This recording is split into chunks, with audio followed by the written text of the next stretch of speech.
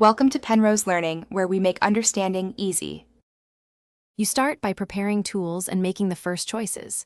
Ensure your phone or laptop camera and internet are working, and update the app or browser so scanning is reliable.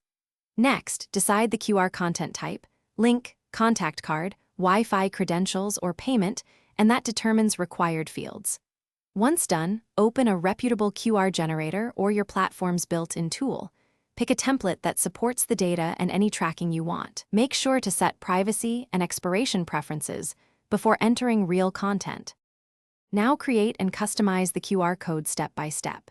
Input the exact data, include https:// for web links, full phone/email or Wi-Fi SSID and password, and double-check for typos. Then choose size and error correction level. Higher correction handles damage but increases complexity, so pick M or Q for print and H for logos.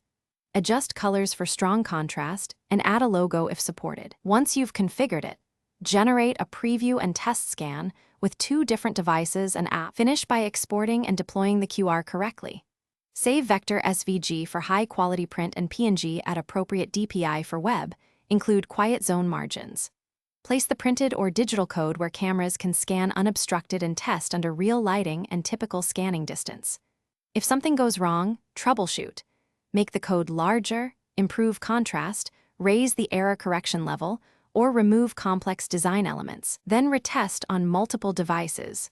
Once stable, monitor scans if analytics are enabled to catch issues early.